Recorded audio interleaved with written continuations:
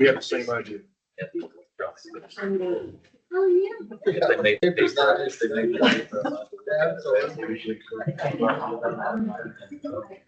they got live computers.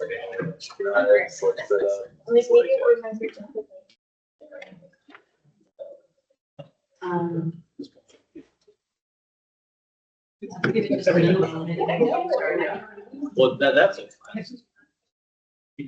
Everyone's the page. Okay.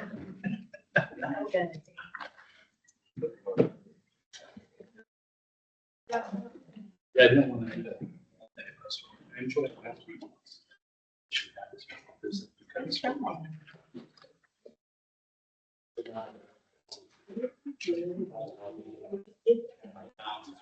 Mallory, are we good with the technology?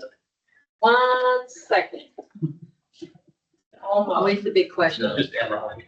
I can't let the IT people leave the room because everything's bluey.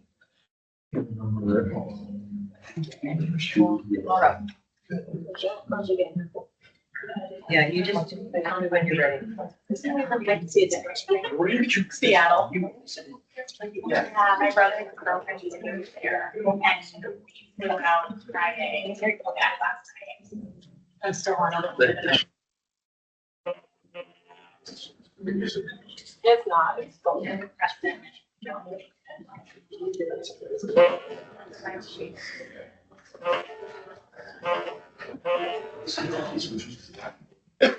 Not. We will get started as soon as I get the high sign from Mallory. The technology is ready to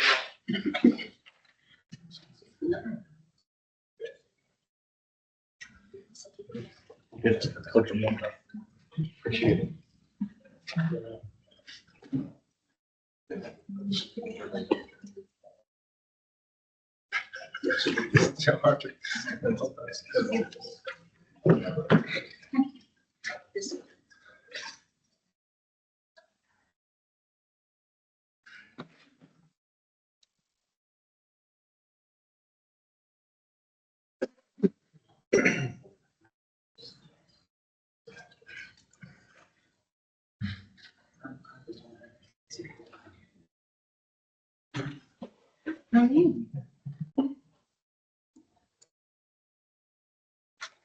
While we're waiting to get started, let me just welcome everybody, and we'll kind of get all the housekeeping stuff taken care of before we start the full meeting. First of all, thank you very much for participating and for being here. It's really exciting to kick this off. All the things that are happening in the nuclear industry in the United States, around the world, but especially here in Indiana, are extremely exciting. And we're hearing lots of positive feedback about Indiana's leaning in. Certainly, the legislature set great infrastructure for us to be able to do what's happening right now. And so I want to make sure to give them a lot of credit for setting the stage and being thoughtful as far back as 3 years ago and being able to bring the industry here, both in terms of deployment and manufacturing. And what I'm going to do is to kick off this council. I'd like to read the governor's executive order in the part that says the council shall, just to remind us about what our duties are here. And then I'd also like to ask everybody to go around the room and introduce themselves and tell us, who you are, why you're here, what your role is. And I'd also like to hear from each person, what do you expect the outcome to be from the coalition? It's kind of a hard question, but it could be something lofty, it could be something tactical, it could be, I expect us to get together, learn things, contribute. It could be something vague. It's okay.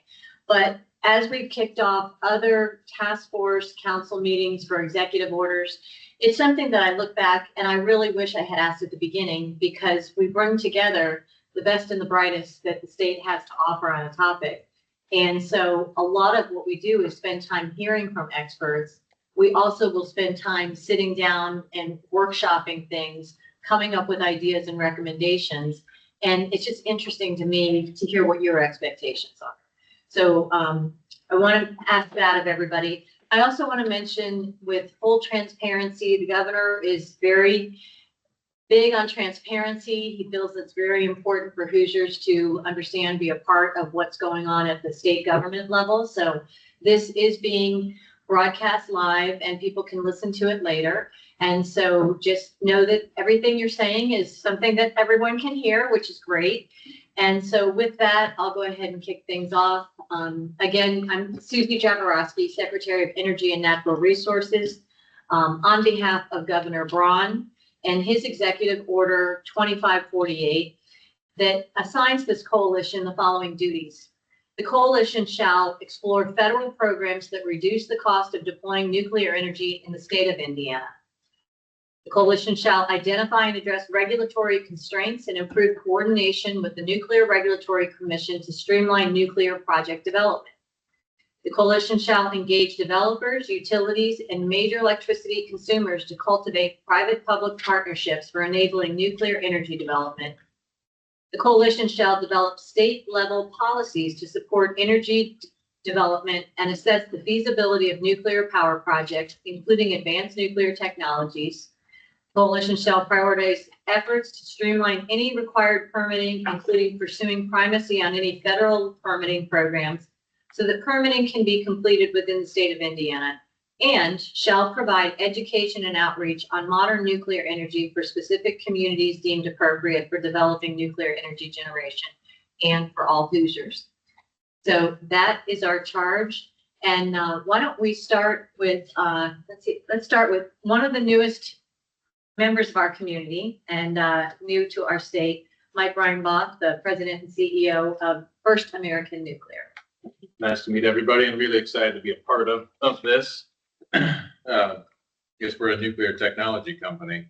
While the name is new and not really well known, the company's been around really for the past 30 years or so with a long history of working with the DOE and lots of other commercial and advanced projects for a long time. And it's really our goal to be able to bring that and a lot of our partners here to Indiana and build something. And I think from a point of view of working with the coalition here, it's really to find other partners that we can make those public-private partnerships come together to support manufacturing and the deployment of technology really over the next 25 years that we would hope to be continuing to build stuff here. My name is Ronaldo Punt. I'm representing Purdue Applied Research. Statement here. I'm not a state representative or someone with governmental authority, so get that out of the way. At Purdue Applied Research Institute, we have been focusing on composite steel construction methodologies for reactor clients, enrichment companies, and such. We also have been assisting with some licensing efforts. So we're really, I guess, in the middle of a lot of different things related to nuclear power and fuel production. So glad to be here. So you wanted, what is the outcome of the coalition? What would you imagine it to be? One would create actionable outcomes, including enhanced workforce and supply chain opportunities within Indiana that will support generational nuclear industrial growth and deployments. And that's the name of the game. We need to get power on the grid. Very good. And thank you very much for the invitation. I appreciate it. Thank you for participating. And I did not tell him that question in advance, but you had a very well thought out, eloquent answer. We're living it right now. That's right. Yep. Steve Baker. I'm Steve Baker. I'm the president and chief operating officer for Indiana Michigan Power Company and part of a larger organization, part of American Electric Power. So really interested to see what we can do as a state to position ourselves in a leadership role for manufacturing and for competitiveness around economic development and for jobs and business growth here. We've got a really direct or intense focus internally on developing nuclear. And doing that here in the state of Indiana and other places. We serve in 11 states as a corporation. And we have 50 plus years of nuclear power operations at our East Code facility that powers customers here in Indiana as well. So want to leverage that, want to be part of the solution here, want to set the state up again in a leadership role. We can help with that. Very appreciate the chance to be here today. Anything specific that you desire as an outcome for the coalition? I think anything we can do to move projects forward quicker. We need to execute, we need to build, we need to get moving on new generation, especially nuclear. So anything that we can do collectively as a group that makes that move quicker, smoother, where we can head off any sort of problems in the back end as part of the conversations as a team, I think would be very helpful. Thank you very much. Dr. Kim? Well, thank you very much. First of all, it's my great honor to serve on this with the Indiana Coalition. My name is Seung-Jin Kim. I'm the head of the School of Nuclear Engineering at Purdue University. I'm a Purdue grad, so I got my PhD in 1999, and then I've been a faculty assistant, so in nuclear engineering. I also serve as a director of the Purdue University Reactor. And in my career, I had a privilege of serving on the Nuclear Energy Project Committee under US DOE when Susie Secretary Zabrowski was in the leadership office. And, also, I'm currently working with the Nuclear Energy Agency under OECD.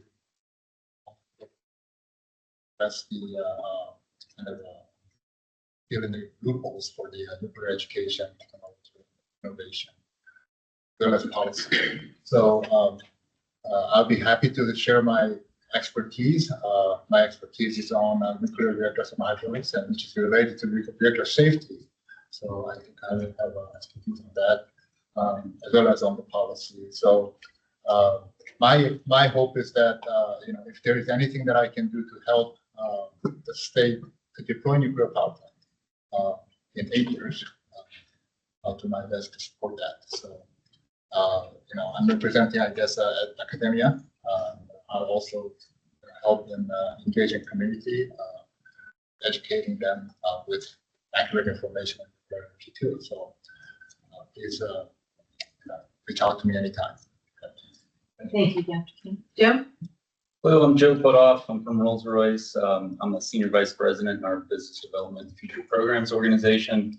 Part of my role on a team that supports our Rolls-Royce SMR early development work over here in the United States. As probably most know, Rolls-Royce considers Indiana kind of our home base for our largest manufacturing and engineering. It's right here close to home. Our goals for this coalition, stay engaged with this community as we've been going through various different forums, make sure that the work that's being done here kind of keeps it open to all technologies and hopefully kind of set the stage for what we see as plenty of demand that's coming in the future. That's good. Thank you, Joe.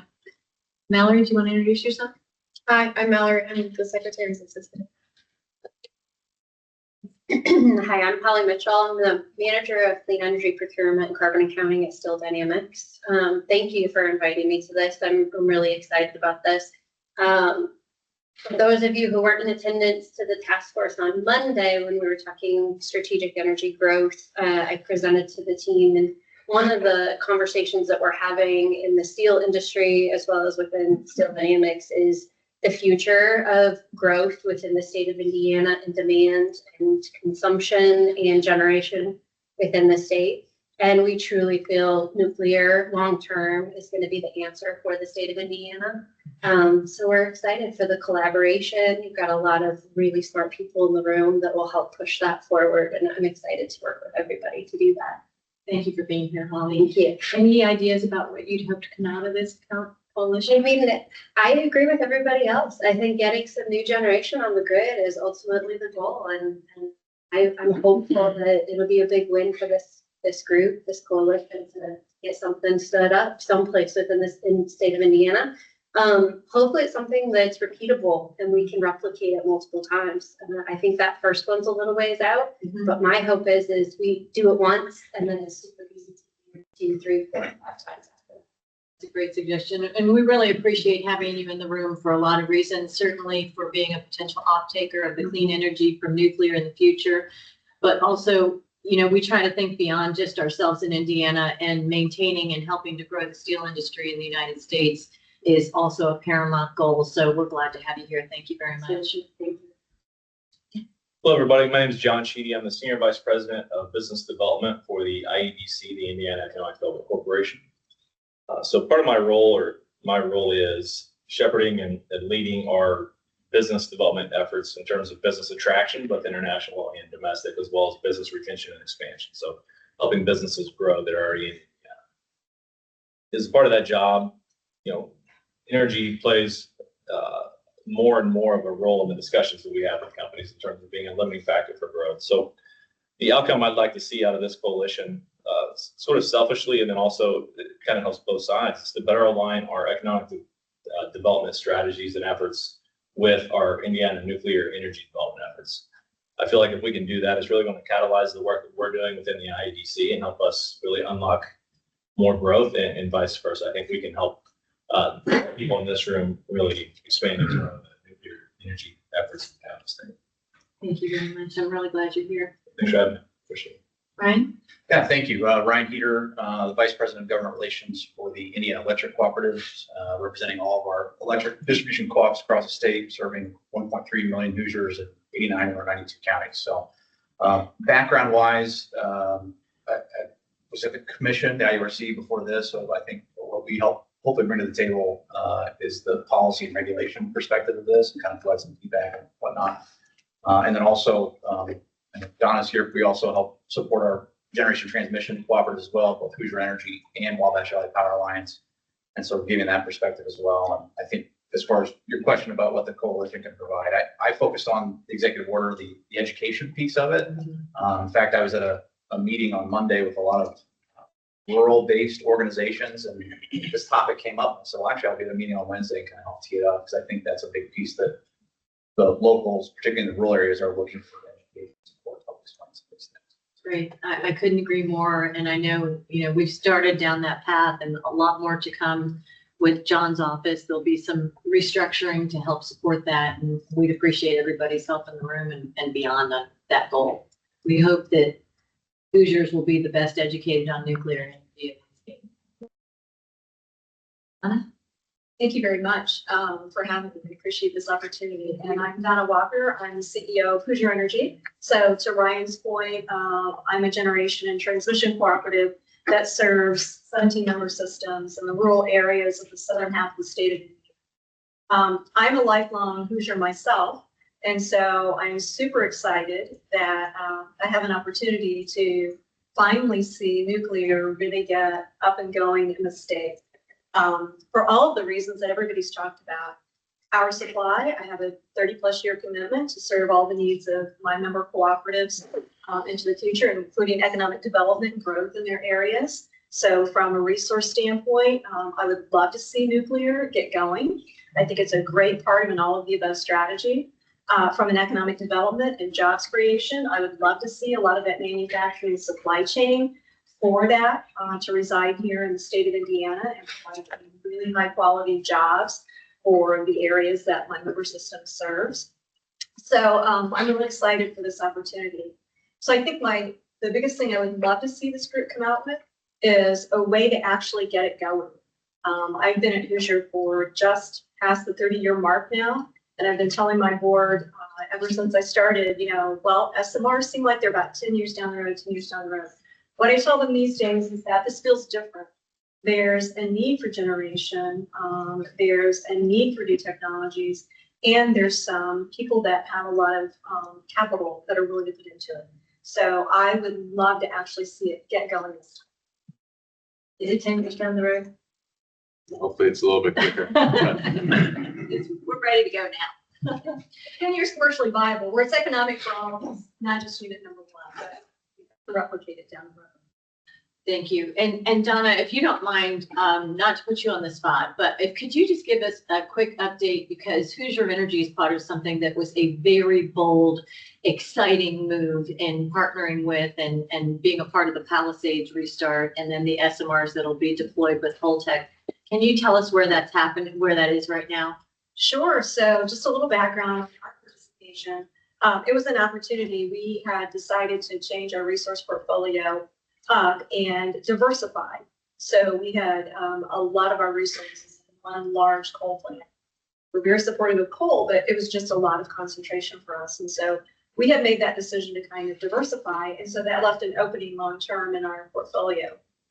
Then comes the opportunity from another generation transmission cooperative located in the state of Michigan to say, we need a partner. We can't do this all on our own, but we're willing to take some of the power from the Palisades restart. And in order to get the funding for Palisades to actually get the money and get restarted, there had to be a long-term commitment to take the power from the facility. So Hoosier Energy and Wolverine Power Cooperative have committed to take for 3+ years the power that comes off the facility. I was just on a panel yesterday with Kelly Trice and Eric Baker talking about Palisades, and the start date is still on track for the first quarter next year. Palisades is already considered an operating nuclear facility, although it still has to come back from its outage, but from an NRC standpoint, it's considered to be operating. And so far it's been on schedule, which is pretty phenomenal, since this is I always like to say it's the first in the country, but Kelly Trice corrects me from Holtec and says it's the first in the world to actually come up and get started. And that started the opportunities, what now we hear with 3 Mile Island and 20 Arnold and some of the other restarts. So we are super excited to be part of that. Very exciting. Thank you very much. And thanks for taking that bold move and doing that. Awesome. Melanie Rainey, I lead the M&A efforts for AES, the U.S. utilities, primarily our generation RFPs, and then we've issued a couple of other ones. We just announced last week something that I've been pushing for probably a year now, a nuclear feasibility study of our existing sites. At the summit last week at Purdue. And so we're really excited to learn, what's possible at our existing sites, and then what are the next steps as non-nuclear owners. So just learning a lot. My background's in nuclear, so I've been a big advocate for nuclear at AES since joining and since moving down to Indiana. As far as my intent for the coalition meetings, I feel like I have to say, because I'm super pregnant, just advancing the development activities for nuclear in Indiana. I'd really like to see the reliable, clean, and sustainable energy for not just this baby, but my other babies and all the future generations. Very good. Thank you very much. Thank you. Chairman? Yeah, I'm Jim Houston. I'm chair of the Utility Regulatory Commission, and very pleased to be on this group for at least a couple more months before I retire.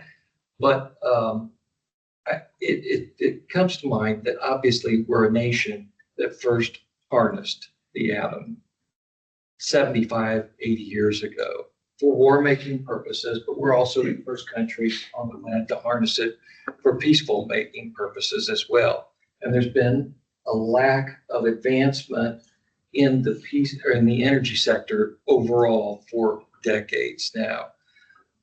With anticipating the needs and what Washington could do, our commission issued a general administrative order 3 years ago for all of our regulated utilities to look to the federal government for what kinds of things they could do to help advance the production of energy and the delivery of energy locally.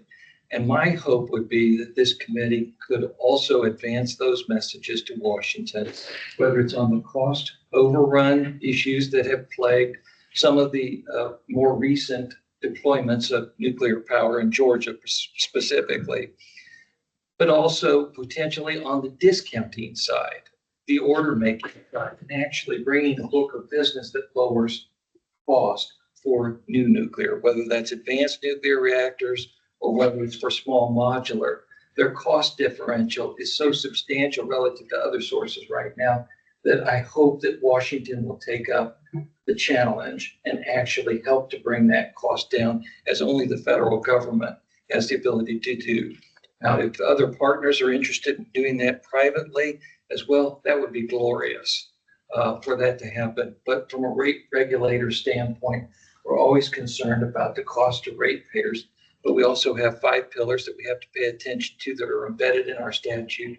3 of the 5 pillars are reliability related, reliability, resiliency, energy stability, which is something that is just axiomatic with any kind of industrial process that heavy manufacturers use in the state, and environmental sustainability. So I think the governor should be applauded, just as the president has been, or should be applauded for having advanced this discussion uniquely. Over the last 30 years, we haven't had this much discussion in this theater, but it's going to take action, I think, at the federal level to really move the ball forward. And having a secretary who's been involved in nuclear at the U.S. Department of Administration in Trump 1 puts us in a very enviable position to maximize and leverage those relationships. And I hope that that will in turn inure to the state of Indiana. So I don't know if that's a single goal, but that's a lot of goals. Appreciate that. John? John Ford with the Indiana Office of Energy Development. I think for me, what I'd like to get out of this council would be an understanding of the partnerships needed to move with speed and at scale. I think understanding those partnerships is going to be key for the state to put into it. Thank you, John. Abby? Hi, I'm Abby Gray. I am the Utility Consumer Counselor for the state of Indiana. Governor Braun appointed me September the 1st, but I've been around a while too. Was an ALJ at the commission prior to joining the OUCC in 2009. I attended the nuclear summit in West Lafayette and was just fascinated. First of all, I've been around a long time and familiar with Cook, and I've always been fascinated with Cook, and just think it's a wonderful plant to visit if you haven't visited. It's great. Love to have you if you want to go. And it's been a few years since we were there. And so I'm basically, here to learn. My main focus would be, let's remember the costs, and a couple of people have mentioned that. And I appreciate everyone's goal is to avoid, ratepayers having to shoulder the burden of this exciting new field. And although it's not new, and I've heard Rolls-Royce say before, we have the technology, and I participated in the roundtables at Purdue as well, and we had the investment piece, and a couple of the gentlemen at the table said the money is there, and it's just whether the firms are willing to go with the risk as it currently stands right now. And so I find all that very fascinating. So basically, I'm here to learn and sometimes raise my hand and say, well, wait a minute, ratepayers might end up doing this. And I think it's easier to deal with at the front end than at the back end or, after legislation, because it's really hard to get anything changed. So I'm just excited. I don't have any specific I'd like to see out of the coalition, because like Holly said, I think there are a lot of smart people in this room that we can learn from, and moving the ball forward. Thank you. We're really glad to have your point of view on behalf of the ratepayer here. And also, I want to encourage everybody, this is a coalition. It feels a little bit like a formal meeting, but let's be informal. Let's be collaborative. There's no right or wrong answers here. And even though, anybody who's listening can hear us, but don't be shy about throwing out ideas. And, sometimes those ideas will get picked up in the press, but even though they're not fully baked, but I still want to encourage us to have open conversations and be thoughtful about things. And so, we're here to really try to do all those things that you talked about. And I think back to when I worked for a nuclear designer, a company that was trying to develop nuclear industry, and my job was market development. And that's where I met a lot of you around this table for the first time, and Melanie included. And really, we saw two paths to deployment. And I think those are still the big picture, low-hanging fruit vision. And one is where there's a coal plant that is not able to operate anymore, transitioning that coal plant, saving the infrastructure that's there, maintaining the jobs that are on site there, and utilizing that. And the other is this concept of clean energy industrial hubs. And that's where the steel manufacturers, the data centers, the auto manufacturers, the battery manufacturers, all these companies that we want to reshore and locate here in Indiana can come together and be the off-takers to companies like those that are sitting around the room that can provide the power. And for us to be able to find ways to deploy that swiftly, safely, and also to do it in a way that's comfortable in the landscape of Indiana. You know, we look at places, I think a lot about, you know, data centers are great because they're deep pocketed. They tend to be really good neighbors, I think, once they get there. But we don't want to be Northern Virginia that's littered with them all in the wrong places. I think we also have some responsibility to do some strategic planning in terms of mapping out where things can be recommended to go and try to, you know, engage communities so that they can raise their hands and say, I'd really love to have an industrial energy, clean energy hub in our area. And so that we find places where it'll be celebrated, not tolerated. So just want to encourage that open conversation, dialogue, ideas sharing, and then I'm going to turn it over to John to run the meeting with words from the governor. I think our next is the video from the governor, and then I'll let you run the agenda. Okay.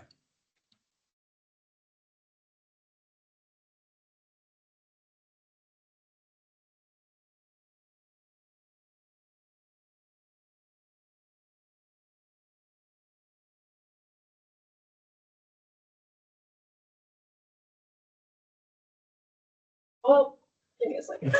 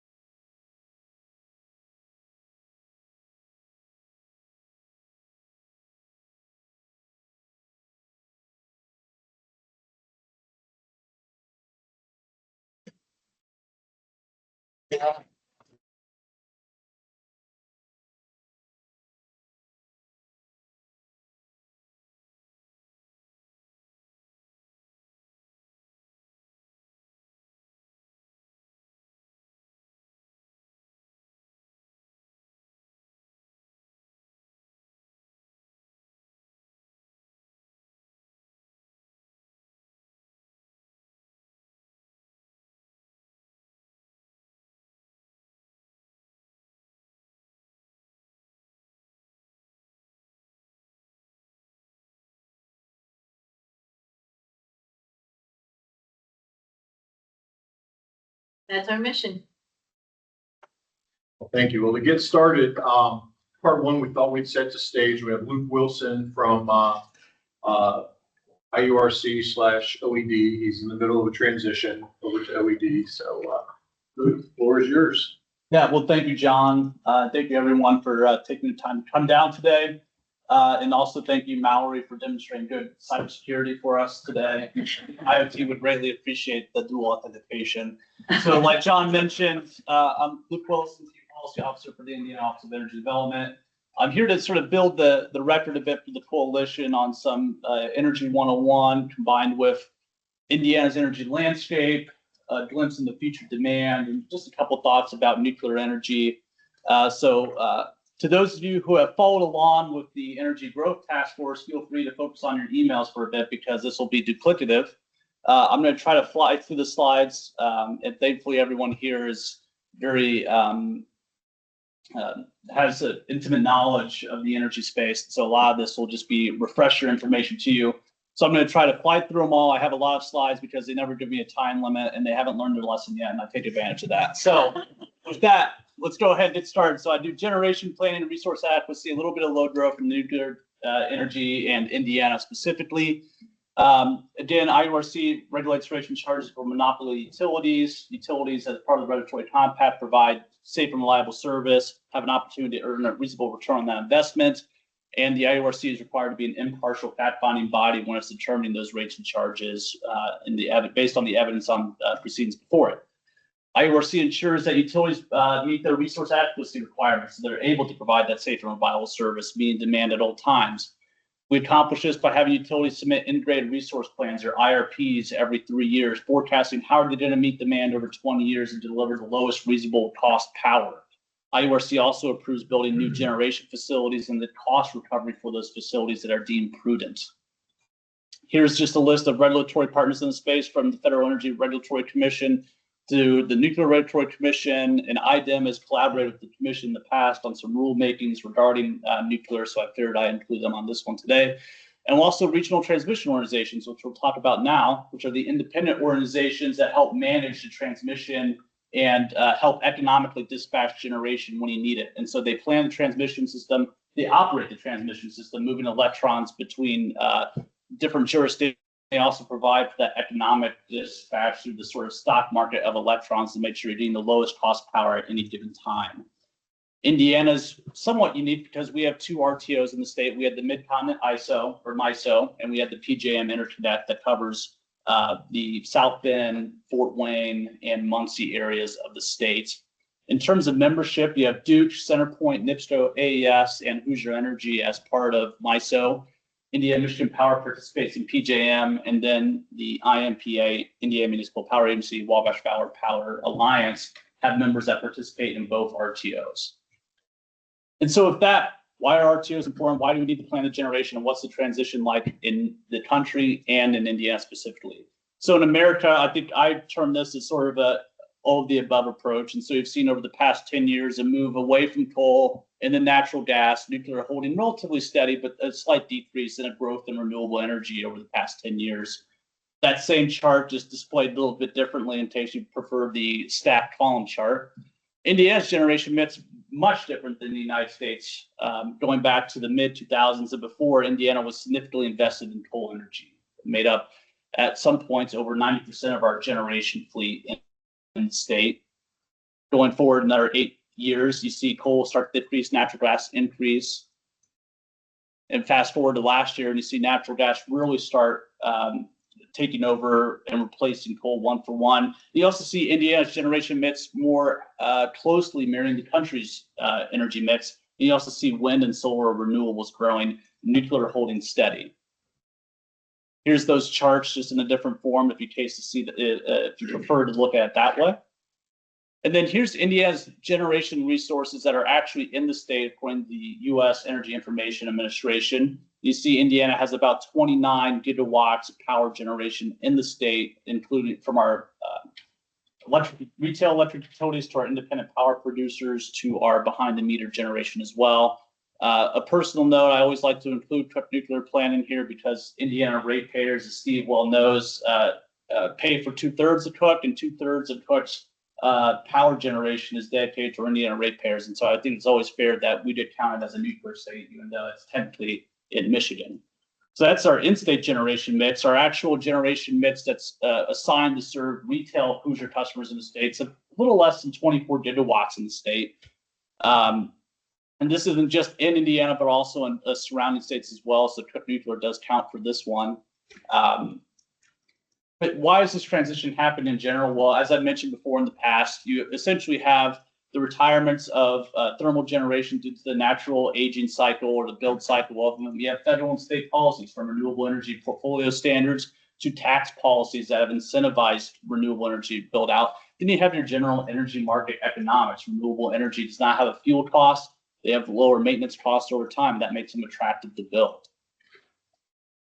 So again, sort of the same points I just raised there on that slide.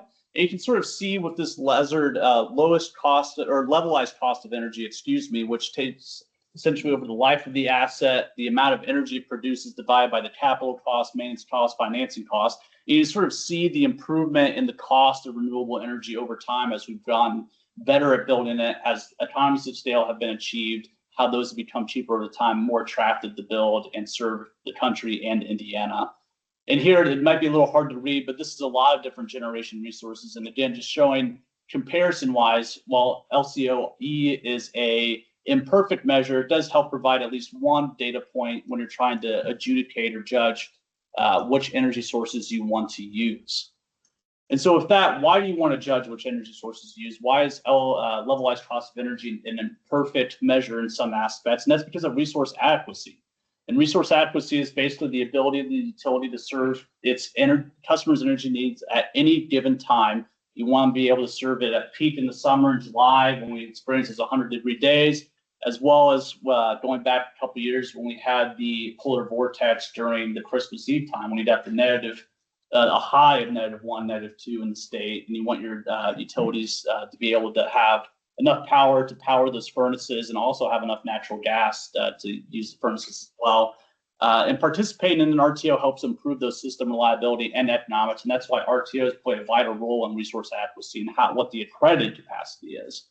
And accredited capacity, I always cite, is sort of like you have to keep in mind that installed capacity or nameplate capacity doesn't mean the ability of generation to provide at time of need. And so RTOs have to assign a value to a generation facility on what it's used for in terms of meeting your resource adequacy or your reserve margins to serve your peak demand. And so I shared this on Monday. This is MISO's latest accredited capacity for various generation mixes. And one thing I just wanted to point out and why I put it on this slide is that nuclear performs very well during 3 of the seasons, and then during their normal, probably what I assume is the spring outage season, there's a little less performance or accreditation.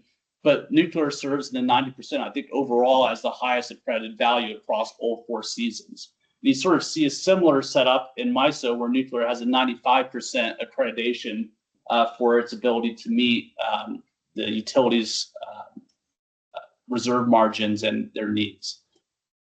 And I say that because I like this quote from Morgan Stanley talking about why accredited capacity is important and how the fact that you have to have a balanced resource portfolio, because they said, according to their calculations, only 10 to 30 megawatts of natural gas can be disconnected from the electric grid for every 100 megawatts of new wind and solar capacity. And that value actually declines as more wind and solar are added to the system because you're putting more eggs in one basket. And so you're exposing yourself to more risk if something bad were to happen to those resources.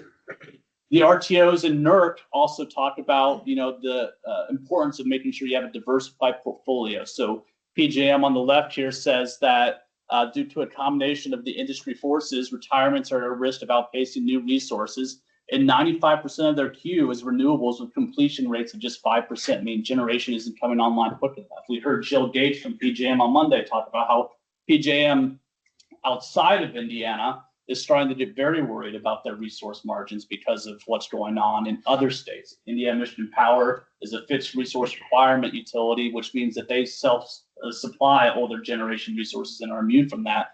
But other states in PJM aren't as lucky. MISO on this side also says that the transition underway to get to a decarbonized end state is posing a material adverse challenge to the electric reliability in their territory. And NERC, the North American Energy Reliability Corporation, says that energy policy is among the 5 biggest energy issues and risk to a reliable grid right now. And so I talk about all that because I think this provides a good example of what happens when you put your eggs all into one basket too quickly. And so Europe's actually doing very well in terms of regions and decarbonizing their electricity usage. And they've reached, on this left side here, about almost 50% of their electricity consumption is now renewable energies. On the flip side, countries in Europe have experienced a disproportionate increase in their electric prices while that's happened. A couple of reasons for that. Number one, again, a bigger emphasis on renewable energy. They've retired their nuclear plants in some countries, and they've also experienced a spike in natural gas prices because of the Russian invasion of Ukraine, which all impacts their electricity prices. And so again, on this left chart here, you can see sort of the energy prices in the Euro area relative to the US, and they actually go from about 2 times US prices all the way up to almost 5 times, and have settled about 4 times US prices. And then on the right side, you see European manufacturing output. And what I want to ascribe to is Germany here, because Germany retired their nuclear fleet, transitioned to renewables and reliance on natural gas, mainly supplied by Russia. And this dotted line down here is German energy-intensive manufacturing. And if you see their output, energy-intensive manufacturing in Germany is at a low in the past 5 years. And I bring that up because Indiana is an energy-intensive manufacturing state. I mentioned SDI on Monday, energy-intensive manufacturing. We have steel making also up in Lake County. We have Alcoa down in the southern part of the state. We want to maintain that. And Indiana has a rich manufacturing history, and Germany is experiencing an issue with that because of their energy choices. And that reinforces the idea of you wanting to be incremental in your approach, being careful, making the least regrets decision-making model. And you do that with your integrated resource planning or IRPs. And so again, IRPs have to be submitted every 3 years. The retail serving utilities in the state have to submit that. And the goal again is to provide that safe and reliable power at the least delivered cost reasonably possible, while remaining flexible for changing economics, public policy, and electric demand. Again, least regrets model decision-making. And in the past, these IRPs have shown that natural gas and renewables have been wise or prudent investments, at least under the current economics and public policy decisions for serving your customers' needs. However, we've been in flat load growth for a while now, and now we're seeing increase in load growth. So this is MISO's load growth over the next 20-ish years, showing a 2.6% compounded annual growth rate. Same thing with PJM. You see over the years, PJM growth rates shot up dramatically because of large load data centers being projected to come onto the system now. In Indiana specifically, we've had for 40 years the State Utility Forecasting Group located at Purdue, funded by the IURC, to help provide us every 2 years with the state forecast on electricity demand, as well as impact on electricity prices. This is from the 2023 forecast. The 2025 forecast will come out shortly after Thanksgiving, probably in early December. But you can see Indiana's load growth has been flat with a slight raise over the next 20-ish years. Same thing with peak demand for Indiana. So what's SUFG thinking about or looking at or possibly hinting at for our future load growth in 2025? Well, you can sort of see here they're projecting what they shared with the interim legislative utilities committee is that you might be experiencing a 50-60% increase in peak demand because of large load users in the state. So that's something that we're going to have once that report comes out. How do you start moving to address that? How do you address this large load? That's what the IRPs are for, and that's where utilities are planning for. And so I went into some of the latest filed IRPs to find out what are utilities planning for in terms of bold economic growth packages in terms of data centers. So here's Wabash Valley Power Alliance, again, trying to plan out what happens if we get data centers into our system. How do we plan for that? Same with AES. So AES has three sort of portfolios here where they have 500 megawatts, 1,500 megawatts, 2,500 megawatts of economic or data center coming into their system. How do we meet that demand? Same thing with Indiana Michigan Power, which is going from about 4,000 megawatts of peak demand to over 8,000 megawatts of peak demand. And Steve, I forget the quote you have, but it's something like it took INM 80 years to get to 4,000, and over the next 8 years, you're going to double that, right? And so it's showing that there's a tremendous opportunity for utilities here, but also challenging. How do you meet that electricity demand intelligently and in a way that provides a least rex model? Duke Energy also put in their IRP a 500 megawatt data center portfolio to see what that would look like in terms of serving that as well. So all our utilities are looking towards that. I want to talk a little bit about nuclear energy in Indiana and what steps the General Assembly has taken as I wrap this up. So I like this XKCD comment because I think it highlights the benefits of nuclear energy, and that's number one, the fuel density of uranium. Uranium is one, I think, might be one of the densest fuel sources in terms of its ability to generate energy from the weight of it. And it provides a tremendous opportunity and something that's been largely untapped over the last 20 years in terms of expansion. And this is again from Lazard. It's a little hard to read, so I apologize for that, but this is about marginal cost of existing conventional generation technologies. And the thing I like to point out is that nuclear energy in this middle column here is competitive with all other generation resources in terms of its operating cost all in.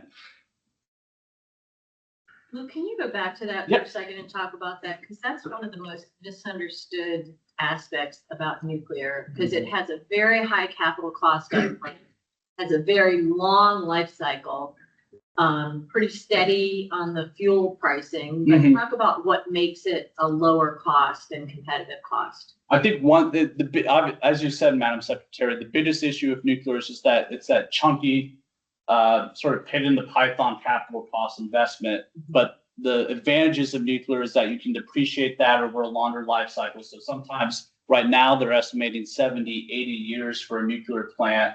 INM's being ready or looking at extending the life of Cook another 20 years as well. To go to 80. Yeah, to go to 80. And so you have that aspect, again, the high capacity factors, the low fuel price and secure uranium supply matters for that. It helps bring those costs down, and they provide great baseload dispatchable generation. And so if you average that over the life of these plants that have been operating already, they beat gas peaking, which is more expensive, and they're right in line with gas combined cycles in terms of the operational cost. And I think the one thing I wanted to point out was sort of the edge in all-in-one basket is that I think there is something to be said for having a diversified all-of-the-above energy approach. You put all your eggs into the natural gas basket for your dispatchable generation like Europe is, you subject yourself to more macroeconomic events that could ultimately end up hurting you if something bad were to happen. Thank you very much. And so, as what I mentioned earlier, is that the United States hasn't really built a lot. And you see a lot of developing countries, however, building nuclear plants with grid connections coming up over the next 5 years.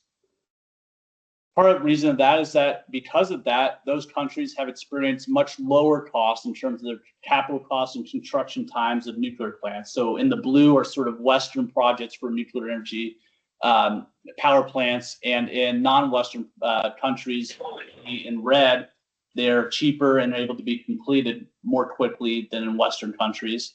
And that's highlighted again by the completion time for these projects as well, where you see almost in developing countries a 6 to 8 year time frame, while Georgia with Vogtle units 3 and 4, 10-year time from construction start to end, showing that there are efficiencies to be gained. We can do this quicker. We can move faster and get these energized quicker. Some things to keep in mind, though, your capital cost is related to artificial loans and other financial vehicles by the state, Russia, China. And as it relates to production on construction, they're not being permitted by the nuclear. Right. There's a different landscape and a different process outside the United States. And we have the gold standard for that. Absolutely. And I think that's sort of what the Bipartisan Advance Act was trying to address. I think the current presidential administration is also trying to work with the NRC. And I know Madam Secretary spoke with the chairman of the NRC, and I'm sure there were some fruitful conversations in terms of how can we continue to move the needle forward and get those things streamlined, expedited. So while we maintain safety and the great safety record that the United States has with these projects, but we also get rid of unnecessary or duplicative regulations. This is from the US DOE Advanced Nuclear Liftoff Report. And I just throw this in here because they sort of estimate after Vogtle units 3 and 4 were completed, what benefits can be realized from federal policies, from the learnings of the construction project, from that plant. You know, you take the Vogtle cost, what could you actually be at in terms of your total capital cost for energy over time? And they estimate it could almost be cut in, after adjusting for inflation, about a third of the original Vogtle cost if you decide to build a new nuclear plant in America using the AP1000. Finally, real quickly about legislation and how India has tried to set a great foundation for investing in nuclear technology in the state. Going back to 2022, the Indiana General Assembly required the IURC to promulgate rules on SMR, CPCNs, or certificates of public convenience and necessity to make sure those projects were able to receive financial incentives for being built and qualify as clean energy projects and as nuclear energy production or generating facilities in statute, which the big benefit of that is they qualify for construction work in progress or QIP, which helps reduce the financing cost of that construction project until it's operational. The next year, the General Assembly increased that definition of SMR from 350 megawatts to 470 megawatts to help make it more inclusive of all the different types of SMRs being developed.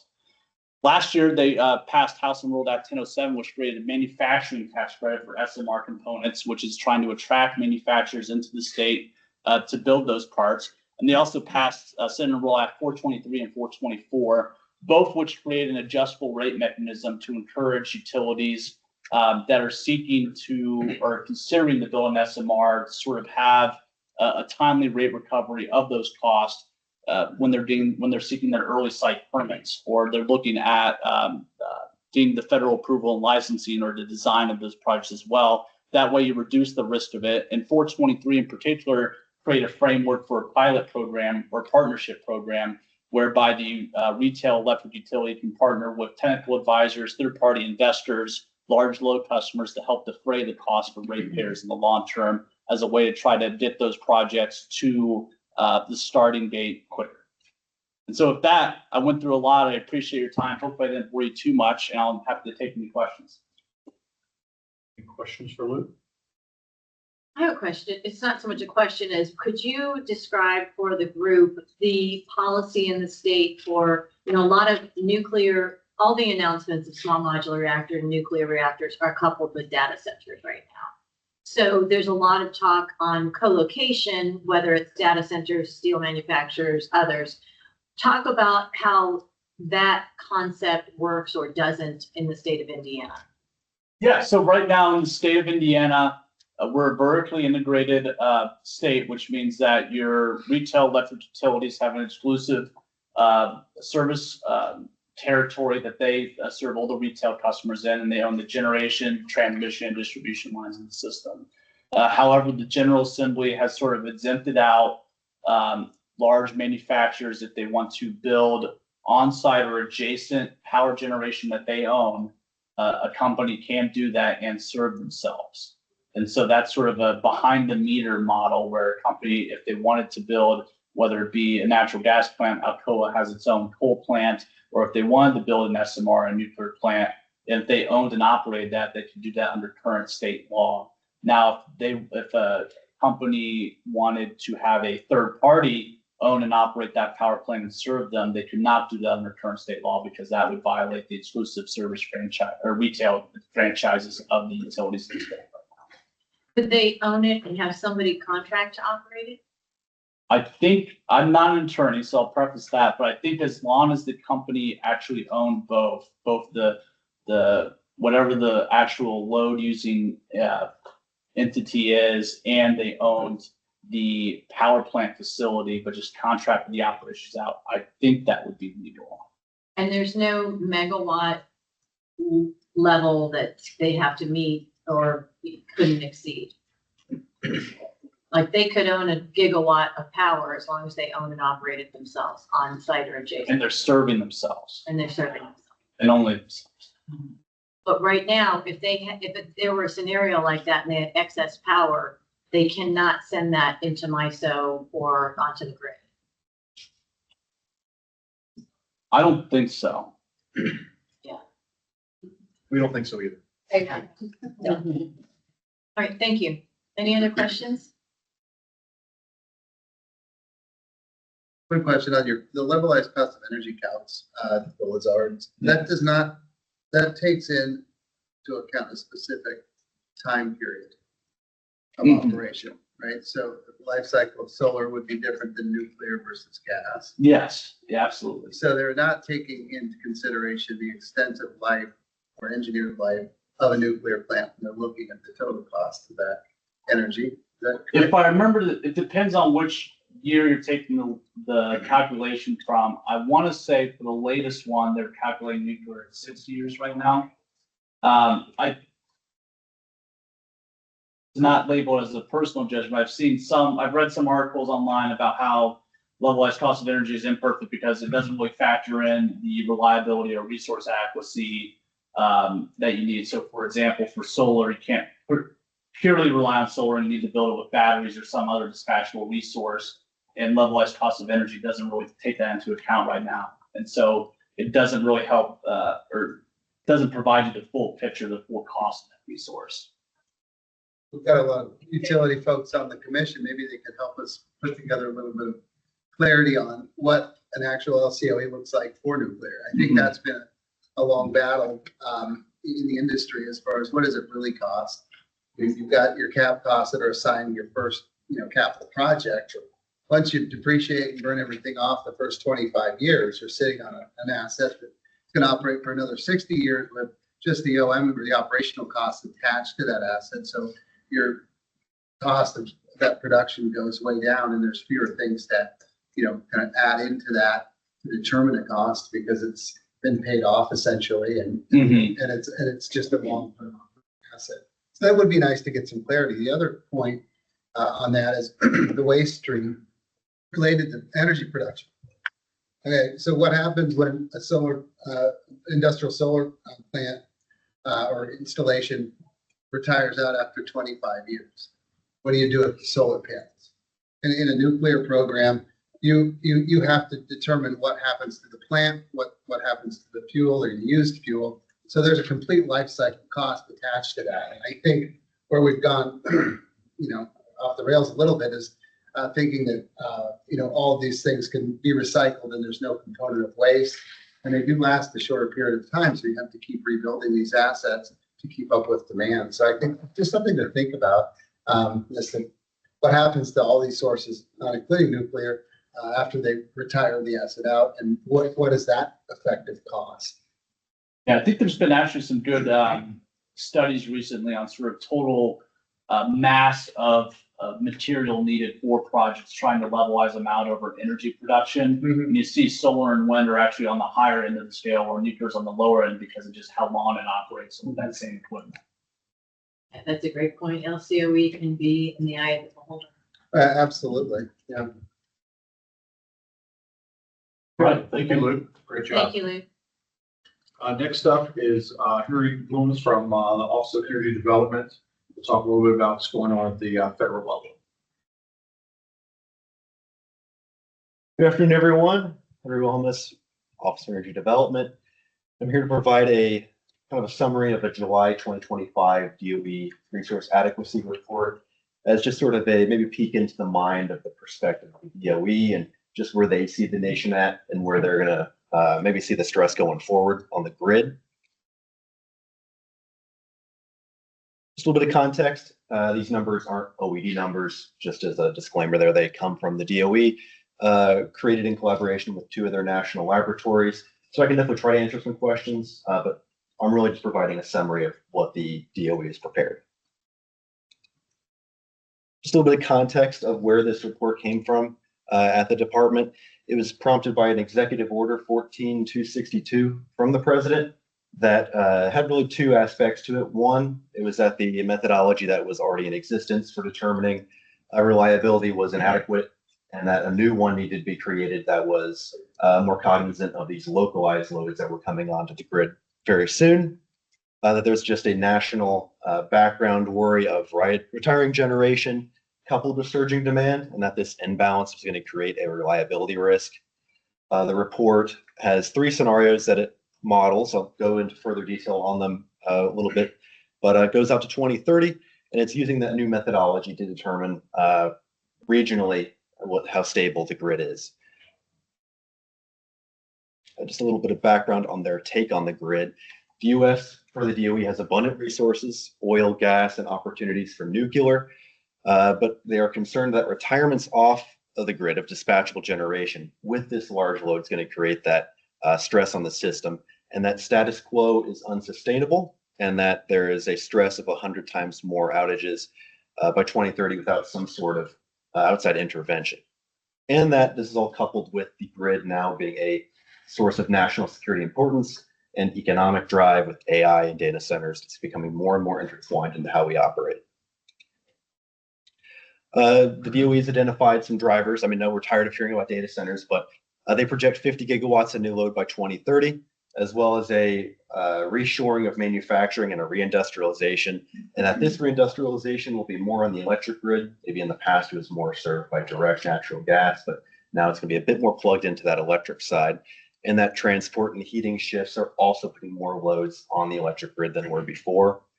All in all, they put their peak load forecast is up by 15% by 2030, 774 to 889. So this is just a little brief overview of their updated reliability metric. So their old standard 1 in 10 LOLE, loss of load expectation, it was 1 day lost in 10 years. So 1 day or 24 hours in a decade. So taking that, as to how they visualized it, is you can take it down to 1 year. So that's 24 hours in 1 year. Or no, 2.4 hours of load loss in 1 year. And then you normalize that. And when you normalize it, it allows it to be applied more locally to measure reliability on smaller and smaller scales. As these data centers are very concentrated sources of load, it's useful to be able to look at something in a normalized fashion like this. So going forward, when we look at these graphs, the maps of our reliability, remember that number, 0.002%. that is the score, that new score, that's that normalized one you want to keep in mind. And that accounts for the severity and scale of it, not just the frequency of these outages. And then just some background on how they actually got their numbers. They used zonal plexos, that's for modeling their load generation and transfer. They modeled weather using 12 years of data. 2007 to 2013 were synthetic, provided by the two national labs. 2019 to 2023 was historical, and they modeled this out to 2030. It's deterministic, so versus a probabilistic one where you get that 95% chance it'll be in this range. The deterministic one, you can pluck out an exact hour anywhere on that simulation, and it should give you an exact number. DOE used this and justified these choices. It provided a bit more transparency in their report. So these numbers did require some assumptions. For AI data centers, they assumed 50 gigawatts nationally by 2030. Storage, the stats on those were based on NERC data. So pumped hydro was assumed to last 12 hours and batteries providing 4 hours. With imports and demand response, those were only put into the models after local resources got exhausted. So 110% of load demand. And then renewables and green energy, solar, wind, thermal. Availability of these was assumed based on just some historical data from EIA and other NERC assessments of the grid. Generation-wise, this is just the background of it. So where they were in July 2025, they were looking at retirements predicted 104 gigawatts to be taken offline by 2030. Of that, 71 gigawatts of coal, 25 gigawatts of that of gas. So keep that in mind, it's firm capacity coming off. And that's coupled with additions of 209 gigawatts planned, but only 22 gigawatts is that with firm capacity. DOE did have this is a big concern of theirs. They point this mismatch between firm capacity and this very firm demand that's coming as increasing reliability stresses and maybe going to cause some outages. And that's really what they formed the hypothesis going into this report as what they predicted to see. Their test scenarios, they had 3 of them, although 2 of them were for actual model data, and then 1 was more of just a solution for the no plant closures. That's required build. But plant closures is really what it looks like. All announced retirements and all additions go forward by 2030. Nothing is missed or just everything is 100% successful. The additions are tier 1 additions in the NERC long-term reliability assessments addition report. And the no plant closures is all retirements are deferred for the next 5 years. And all those tier 1 additions go through without a hitch as well. And then required build is when you take no plant closures, you just add perfect capacity until that 0.002% is met. So starting with the plant closures model, you can see it's pretty red across the grid there. Annual outage hours up to 8 hours, from 8 hours up to 817. Their worst year was a little over 1,300 hours lost, so around 55 days. And you can see they blew past the 0.002% score there up to 0.04%. Now these are widespread reliability shortfalls. Very few really come out within limits. I did pluck out the Northeast and NYISO as those. The DOE did note those came through pretty well. No plant closures, you can see this does improve the grid decently, but doesn't really solve all the reliability problems. PJM still performs the weakest there, 214 hours a year lost, 0.06% on that new score. SPP and ERCOT are still facing some pretty severe outages there despite improvements. So the DOE's result from this is that deferring retirements can help, but it's not a kind of one fixed solution here. It doesn't actually solve that reliability gap. And then taking those 4 highlighted ones here, we can move into the required build. That's where they just add that perfect capacity. You can see PJM and ERCOT got the majority of it with 10.5 gigawatts each. And then CERC and SPP got 2 combined as well for a total of approximately 23 gigawatts of firm capacity needed beyond current plans, assuming none of those plant closures go through. So that's kind of coupled there with that no plant closure result. And just kind of digging a little bit deeper into 2 of the regions that affect Indiana, starting with MISO. The DOE projects 10 gigawatt load by 2030, of which 60% of that's coming from data centers. It's mostly stable in the no closures cases. You can see for current system, no plant, they don't actually have any numbers there because it's succeeded in those. It doesn't have any sort of reliability issues in their methodology there. Plant closures does get plucked out there because it does have some. You can see 124 outage hours in their worst year, definitely past that 0.002%. And the DOE pulls out import reliance as a noted increased exposure for the risk of the region. But really, it seems like it's pretty solid here across most of them, except for the plant closures. PJM, 25 gigawatts by 2030, 15 gigawatts of that's coming from data centers. Model is the weakest nationwide. You got the 430 outage hours a year in the closures case, over 1,000 in the worst year. Overall, 70 times above that 0.002% normalized score. That's assuming those plant retirements go through. You can see across the board there, it is a little bit rough. Even in the current system, it does have some noted average loss of load hours, but definitely the plant closures and no plant closures, both of those, it still needs some more help, which is why in the referencing that one, they just tacked on perfect capacity. That's the required build one there on the far right. So this is not really DOE policy advice or suggestions. This is just sort of a maybe a little peek into their mind, what they're thinking there at the DOE. Avoid premature retirements is something they really harp on at the end of that report for their conclusion, to accelerate firm capacity additions to the grid and to strengthen interregional transferability, just to improve imports if there is needed gaps to be covered. So just kind of wrapping up this DOE part here, really all of it kind of combined, you can see that they want demand growth. They predict that demand growth will outpace firm capacity, that reliability shortfalls across all those regions there, as mentioned, and that really this is a matter of national security importance and economic international AI data center concern.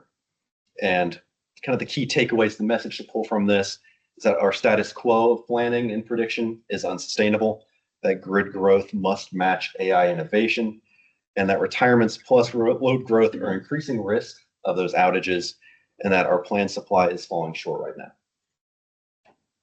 And just a quick little breakaway just for a minute from the DOE report, just kind of a little bit of a summary of Indiana's actions in terms of nuclear on the executive side. We got Governor Braun. He's issued 3 executive orders I wanted to highlight here. This one, 2548, created this nuclear energy coalition. 2549 included and kind of re-up nuclear as an option for a practical climate solution when it comes to energy. And then 2566 created an energy task force to investigate Indiana's energy options that's available to it. And just a little brief highlight, not in any way comprehensive, private side sector of nuclear investment. First American Nuclear, FANCO, move HQ to Indiana. AES is launching a feasibility study on SMR deployments at some of their sites. And AEP continues review of their Rockport SMR conversion. And just kind of landing this plane here. The DOE really frames this as more of a call to action. It's not policy advice, it's more just a call. Defer retirements, increase that capacity, and just realize that the simple acceleration of our current thinking is going to be insufficient. In Indiana, as a part of this, we are well positioned through past legislative and regulatory planning to meet this moment. Thank you. I can take any questions if there are any. Any questions for Henry? Yes. Nice job. Thanks. Thank you. Thank you. Now, next up, moving from where we kind of set the stage, where Indiana is, where we are nationally. Part 2, we want to move on the actions we take it here in Indiana. And to start, I thought we'd start with Secretary Joe Borowski to talk a little bit about the nuclear summit. Sure, I'll just give a little bit of an overview. Some of you were there. We had 2, I think, extremely productive days, and I have to thank our partners at Purdue University. Dr. Kim called me early in the administration and said, how about if we do some kind of a summit event? And we got our teams together and took the ball and ran with it. And I think it was very fruitful.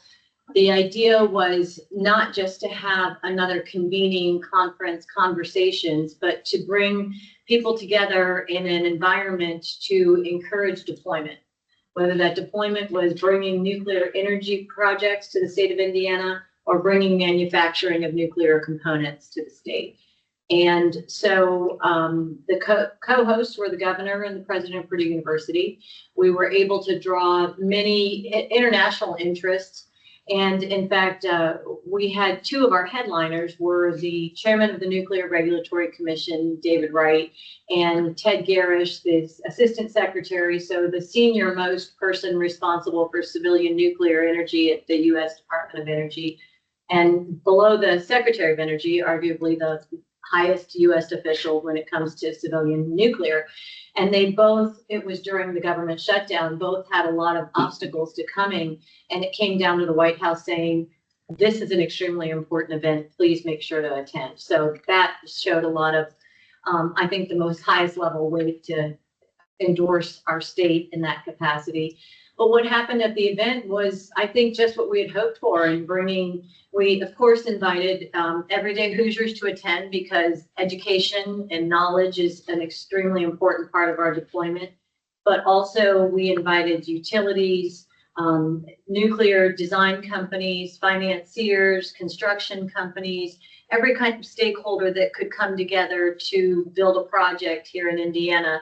And we were able to feature how Indiana has the history of being a manufacturing state, that we have the physical infrastructure and cultural infrastructure, if you will, to be a strong manufacturing state. We have the education from both, not just Purdue University as a world-class nuclear engineering program, but also other nuclear engineering programs around the state. And it was announced the partnership between Purdue University. Well, do you want to talk about the announcements from Purdue? Yeah, I have a slide. Oh, okay, so you're gonna do that. So it really did facilitate that deployment of what we wanted to bring together and to show that Indiana is very much not just open for business, but inviting business to come here on the nuclear front. And it went very well. We were thrilled to have the announcement of First American Nuclear be kind of the keystone of our event there. And we continue to have inquiries come in, at least to our office. I'm hoping to everybody who's interested around the table and around the state, that there's a lot of follow-up to that. So just wanted to put that out there. Major milestone. Is that a question that came in?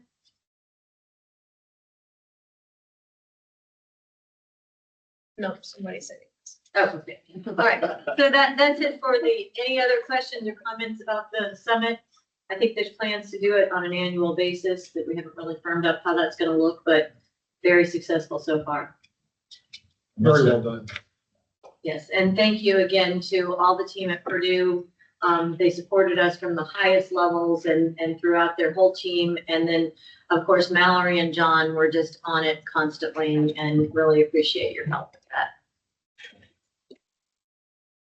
Okay, next up, so about this time last year, the Office of Energy Development had partnered with Purdue to conduct a study on SMRs and what locations may be appropriate for us and what attributes would help SMRs be successful. So Dr. Kim led that study for Purdue and will be presenting to us hopefully. Now, while we're getting ready, I must say that without your leadership, this nuclear summit would not have happened. I thank you so much for leading this effort. And I think leader makes a difference. I mean, if there was any time that we can deploy nuclear power plant, this is a time. I mean, I've been in this, I don't want to say in this business, but in this nuclear engineering sector for a long time, but I've never seen something like this.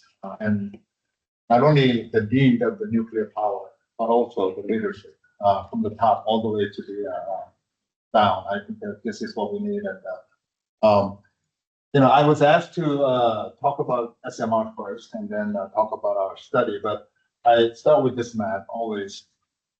And this is a good time to talk about leadership. Adams for Peace, 1953. That was the first time that, President Eisenhower talked about nuclear energy for peaceful purpose use. And within 4 years, we deployed nuclear power plant. 4 years.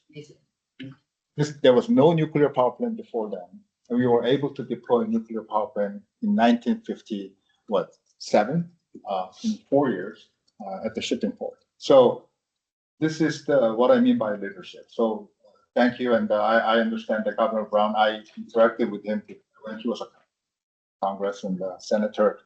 I know he is really, I really thank you for your leadership. I put this map up.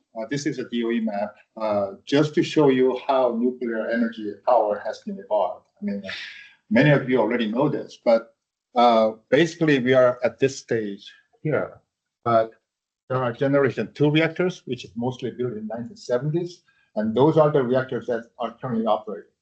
And you can see the resiliency of these reactors built in 1970s still operating. And then, more recently, there was a reactor in Vogtle Power Plant for generation 3 reactors. But then we're talking about SMR, advanced reactors, which is considered to be, in between generation 3 plus and 4 reactor technology. So that kind of gives you a brief kind of understanding of how nuclear reactor technology has been evolved. So when we talk about SMR, depending on who you talk to, the definition of SMR varies.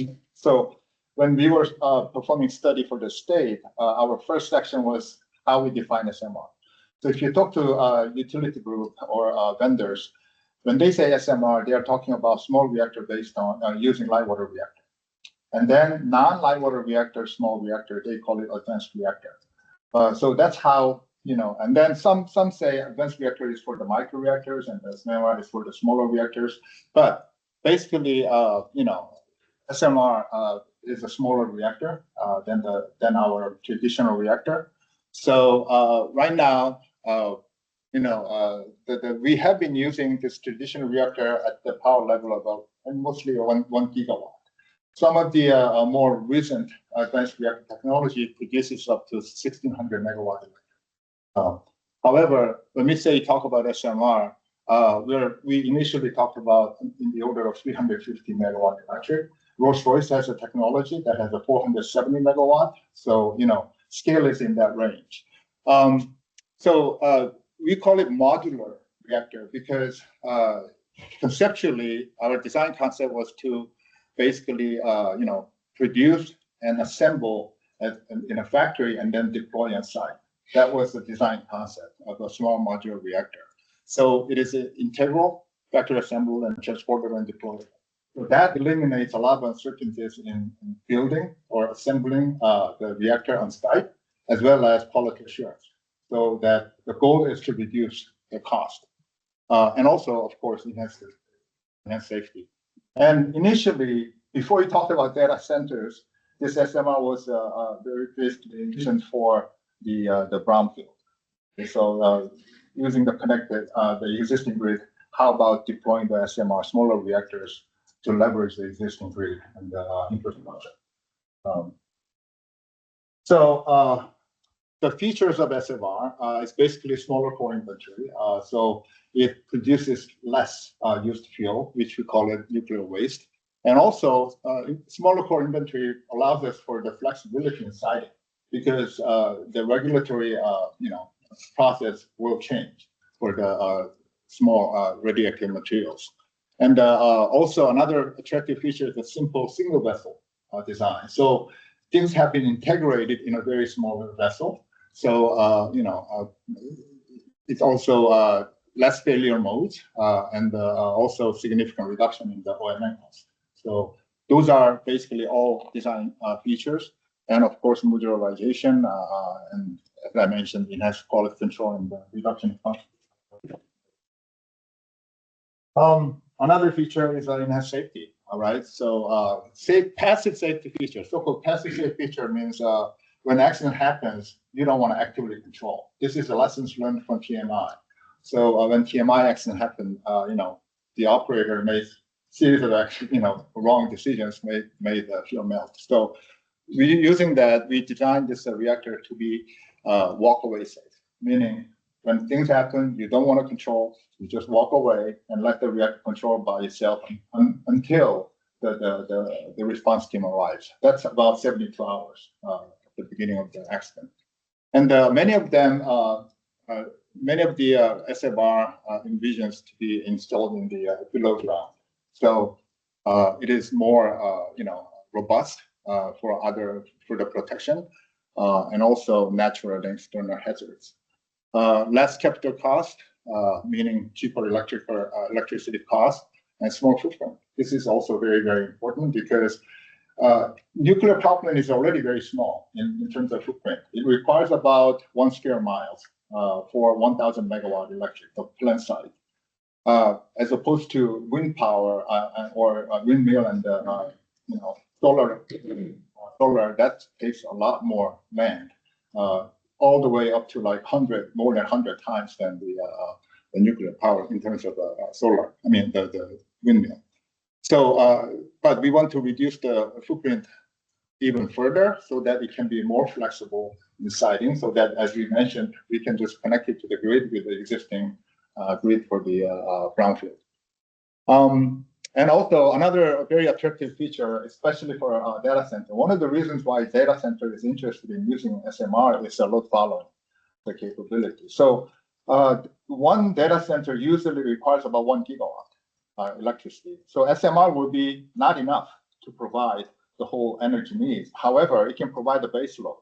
And then by connecting with the other resource or building another multiple SMRs, while it's providing the base load, it can also follow the load. I mean, larger reactors, it's operating 24/7 and 1 gigawatt. It's a little bit challenging to follow the load, especially for the data centers.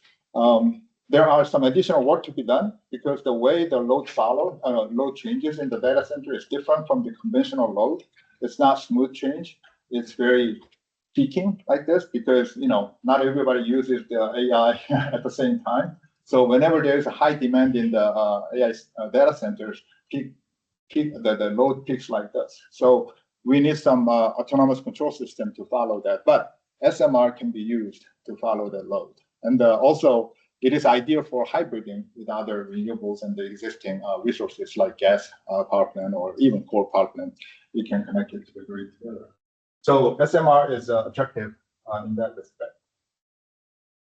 So for the perspective, right now, China, India, Pakistan, Russia, they claim that they have SMR in operation. Some are not really modular reactor. It's just small reactor. We have plenty of small reactors in Navy. But I just put it there. But the near-term deployment in the US, I just listed those vendors who are identified by DOE ARDP. So except for Rolls-Royce, because Rolls-Royce has a special place in Indiana and also Purdue. So NuScale, Fluor, they have a very, this is a company who has the only technology that is licensed by NRCA to date, and their coolant is water. Holtec has SMR, also water cooled. GE Hitachi water and Rolls-Royce water. TerraPower and GE Hitachi, they have a sodium reactor that is built in Wyoming. ArcGe Hitachi also have a sodium reactor. Kairos molten salt, X-Energy helium. So these are kind of those vendors identified DOE ARDP in 2023, I believe. I put together this slide in 2020. So, but they keep on increasing these vendors, including Vanco. I mean, Vanco has a lab bismuth-cooled reactor design. So there are a lot of vendors now coming into this, SMR and sector and ready to deploy, develop and deploy. So those are the summary of SMR. If you have any questions, I'll be happy to answer. But with this development, we were asked to perform study on specifically for the state of Indiana. To give you some background, in 2022, 2023, I believe, our former president, Mitch Daniels, asked us to perform feasibility study for Purdue with Duke Energy, because Duke Energy provides electricity in West Lafayette campus, whether it'll be feasible to supply electricity for using nuclear. So we started this project, and then following that, IOED, Indiana Office of Energy Development, released a call for proposal for performing feasibility study and the impact in Indiana using SMR. So we responded and we were selected, and that's how we got to study this very important study. So basically, the objective for this study is to perform comprehensive study to analyze SMR technology and to see what impact it will make to the state and to assist IOED to develop a comprehensive energy transition plan forward, including nuclear. So this is a team that we formed together. I had a privilege to serve as a PI for this study, and we basically gathered some top-notch researchers from various sectors. Within Purdue, we had not only nuclear engineering, but also administrative operations, because it requires some understanding of the grid and the deployment plan. We also included Polytech and Purdue Center for Regional Development, Extension for Community Development. These two organizations basically took care of the community engagement to understand how community feels about nuclear energy. Dr. Kim from Argonne National Lab was invited to specifically look at coal to nuclear condition. Because, nuclear, Indiana has a lot of coal power plant that is currently operating, but also retired or retiring. ESN, Energy Systems Network, was invited to look at the economic impact. And the Ivy Tech was invited to address the nuclear workforce, because without workforce, it's almost difficult to deploy nuclear power. So basically, conclusions and recommendations. I'll put this slide up first and then talk about the others. So basically, the conclusion was, SMR would be very feasible for state, and it will provide a viable opportunity for Indiana to make a transition to cleaner energy. And recommendations are as follows. We need to develop educational resources. We need to review state requirements, investigate incentives, and lead a technology revolution, and take advantage of the existing supply chain resources. So these are the kind of high-level recommendations. But then in detail, these are the opportunities for the state. Indiana is #1 state per capita for manufacturing. So we need to leverage this opportunity to not only lead and provide jobs for the manufacturing, but also for the state, but also for the entire nation. There's no well-equipped nuclear manufacturing in the state right now. The only manufacturing that I can think of is, is in Canada, run by BWXT right now. But it is critical, and also it is indispensable in order to deploy nuclear power for community manufacturing. And not only the cost, but also timely deployment of the power plant. This is a key. So I think Indiana is in great position to address that. And also we have many material and labor expenditures and sourced locally. So that's another advantage. And another unique opportunity is a coal to nuclear transition. I think this is something that we need to look at. Later, I'll show you the map where we can leverage this coal to nuclear transition. But this is something that we felt that Indiana can actually capitalize. There are challenges because this will be a first of a kind. Nobody has built SMR yet in the state. And, you hear people arguing about the cost, right? About deploying nuclear power plant. I would argue that that's exactly why we need to deploy nuclear power plant. Without first deploying it, there's no way to reduce the cost. And I think Indiana can be in a great position to address those. Supply chain stability, regulatory framework. It is my understanding that NRC is working very hard to streamline the regulatory framework for timely licensing review for SMRs. Waste handling at a federal level. Waste handling is always a question that comes with community, and currently we do not have any federal locations where we can do the waste handling, but it is located in the factory site. While it's very robust, and that's always coming up in the conversation, especially when we do our community engagement. So this is something that we need to think about. This can be addressed in two different ways. Not only the nuclear used fuel management, but also whether there is an opportunity to recycle nuclear fuel. If you recycle nuclear fuel, you can reduce up to more than 95% of the nuclear waste. So that's another opportunity. And I think DOE is carefully looking at this opportunity to recycle, and also using the fast reactor technology instead of a thermal reactor technology. There are additional opportunities coming out. So for the economic impact, this is a kind of an initial estimate, but we estimated, font kind of got screwed up here, but for during the years of construction, it basically creates about 2,000 direct jobs. That'll give you about for the state approximately $500 million annual revenue. During the operational phase, it can generate about 140 and the $350 million annually. This is, of course, is a very rough estimation because nobody has built SMR, but this is the best estimate that we came up with as part of the study.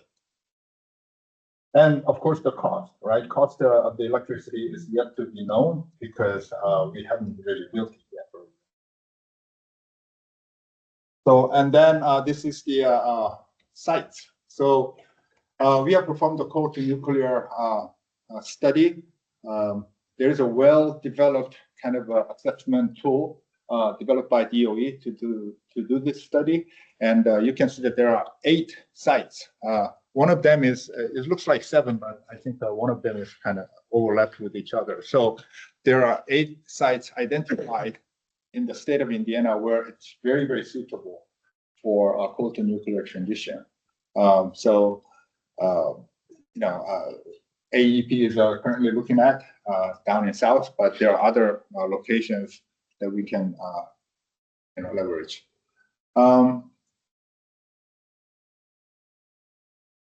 And I think this is the last slide. So in conclusion, we feel that Indiana is in great position, not only in siting, but also, again, more importantly, the manufacturing capabilities and the supply chain.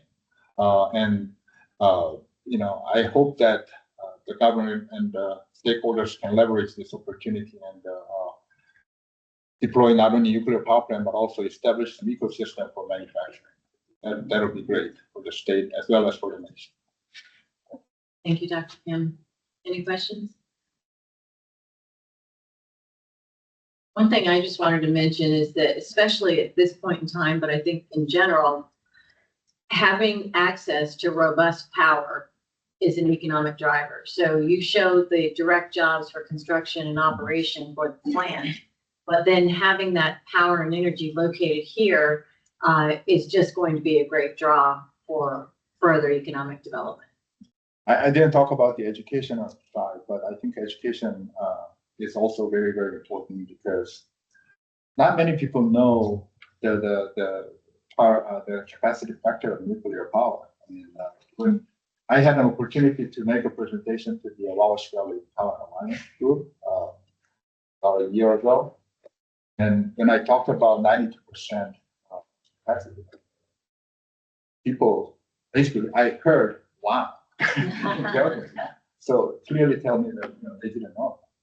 So I think we need to educate people about that. And I think LCOE, depending on how you calculate it, it can vary a lot, but still it suggests that nuclear is very competitive. And it is very stable too. In other resources, they fluctuate a lot, but nuclear has been very stable over the last I didn't include this here, but there is a graph of nuclear cost over the last 50 years. It has been very, very stable. Others going up and down. I have a quick question. Yes. On the slide right before this, you were talking about the economic growth. Is that just one SMR? Yes. So if you were to cluster, does it scale? So the full-time workers, say you go from one SMR to 2? Okay. Yeah. So, we may need more people than 140, but we try to be conservative also. And this is a conservative estimation. Sure. I was just curious if it was, if you multiply it times 2, 3, 4, if the number multiplies along with that. And that doesn't represent nuclear engineers. Nuclear engineers is actually a very, very small portion of workforce that we need. We need a lot more people in other sectors like skilled trades and, even the lawyers, and medical support. All this community people will be needed for the supporting the department. So this can be a real good driver for the economy, the community. So. Kim, you said about 1 square mile for about 1,000 megawatts of a current nuclear facility. Does that equate to, for an SMR, does it reduce down to It'll be about smaller. It'll be much smaller. Okay. How small depends on the design, because each design have different, kind of a layout for their plants. But we expect that to be very, very small. Probably as small as a football field. I don't know, but. Well, I thought fence line becomes your boundary, unlike a conventional reactor, and then your exclusionary or your emergency zone Right. is much smaller. Right. So there is a region called EPZ, it's an emergency planning zone for the conventional power plant that can go all the way up to like 10-mile radius. So it's not, that doesn't mean that you cannot live in there. You can still live there, but it's an emergency planning zone. But that zone can be reduced significantly for SMR because of the, much smaller radioactive conversion and also the design. Just the fact that you don't have to have forced water and coolant, right? Right. You're not pumping. Yeah. You look at what got 3 Mile Island and what got Fukushima, there's different ways they got there, but that's really the problem. Yeah.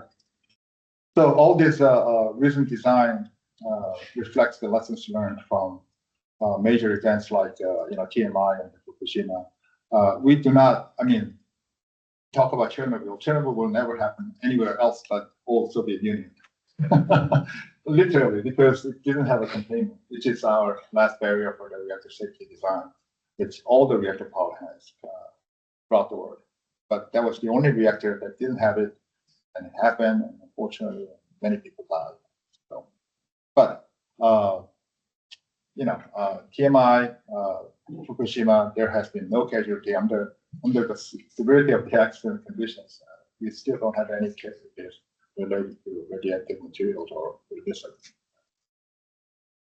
The footprint, I think it goes back to something that somebody mentioned earlier too. When you think about, I was amazed at how small the footprint is for, traditional reactor. But I think we have to look at it too on the accredited capacity. So how much solar how much land would it take to give you comparable amount of an SMR? And it's not just the nameplate of that solar, it's how much do you have to build? So solar takes out 35 to 75 times than nuclear power plants. But for the declination petitions that come before the commission, it's usually 10 times. So for a 200 megawatt solar facility, you need 2,000 acres of land. And I'm thinking too, to that point, for 200 About. megawatts, but if you have 200 megawatts of SMR, you need how many multiples of that? But Donna, and it goes to your accredited capacity question. Yeah. The accredited capacity of that 200 megawatts of solar in the winter time would probably be 12 or 13 megawatts in the winter time. We're talking single digit capacity. And it might be even lower. Steve may be right about that. It would be higher producing in the summer, but it's never going to probably get up to its nameplate in Indiana. Solar power, we need to think about two things. The plant capacity as well as the land occupation. Plant capacity for solar is about 25 to 30%, whereas nuclear 92% or more. And then the land usage, right?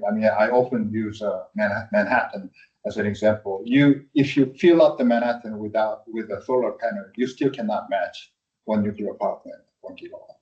It's that kind of land usage that it is even worse. Wind requires about 150 land, and of course their plant capacity is slightly better because wind can blow more often. Solar given 50%, that's right, because night and day. But wind is about 40%, 45, 40%. So I think we need to account for all this in the picture. Most of the vendors that we're seeing are trying to build 50 acres or less. Kind of an operational goal. That's what NuScale used to say, was their footprint would be about 50 acres. I have a question that came up around our roundtable discussion on investment at the summit. Somebody suggested that part of the problem is too many different technologies are trying to be first. And that if the state of Indiana got behind one technology for SMRs, things could move a lot faster. And I found that comment fascinating, but I'd just like to have the companies that are here address that comment he made. I would say it kind of goes against what the, not just the state in general, but the country, is sort of about. You should have competition amongst things, because if you try and get behind one thing and it doesn't work out, or it takes a lot longer, then you're not left with meeting the goals of, in this case, the state, but the country in general. And it's going to take more than one or two or three technologies really to drive the industry in general and start to meet the demand that the country needs. But then you also want to be able to export to other countries for the United States to really be able to meet that sort of goal. And every technology is not necessarily going to work in the countries around the world. And one of the reasons why China and Russia are at the forefront is because their government controls everything. So they can do things much, much faster because they just order things, right? But here in the United States, we're not going to, we have been believing in that. So I do think if you can get some of the major components, like the reactor vessel, if you can get some standardization around that, you can increase manufacturing output, and you can help drive costs down. The modular piece of that then kicks in. But just having one design, I agree, makes no sense. But whatever we can do that would increase manufacturing and lower costs does make sense. I was going to add, I think that our customers would want us to consider all possible designs, and so that's the approach that we're taking, because they all have, different pros and cons, and what fits best at one of our sites may not be exactly what's best at a piece. Costs are all different, so taking a non-biased view, but I agree, I think it will whittle down eventually to a few. And likely that conversation could be stemmed from the idea of a book of business, because once you have that order book of several, 4, 5, 6, then the cost drops significantly, the supply chain becomes in place, all those things start to come together. So that may be where that concept came from. That being said, I want to remind you that the technology that we're talking about, not even non-water-based technology, they are not really new to nuclear engineers. That has been in discussion for a long time. And Banco develops a light bismuth reactor. That technology has been in discussion for a long time also. It's just that we haven't built one yet. So that makes things more challenging, because now when you want to go through the licensing of the reactor, that takes a whole lot of different approach. Even sodium reactors, molten salt reactors, those reactors have been used in the United States for different purposes already. So to us, it's not really completely new. For the commercial deployment, that takes a lot more scrutiny and regulatory kind of review. That takes time. So. Thank you. Thank you, Dr. Kenny. Thank you. Great presentation. Appreciate it. To respect time, we're getting close to our end of our time here. But we just move down to the task force discussion and questions, and see if there's any comments that anyone would like to discuss, or even actions or presentations you'd like to see in the future.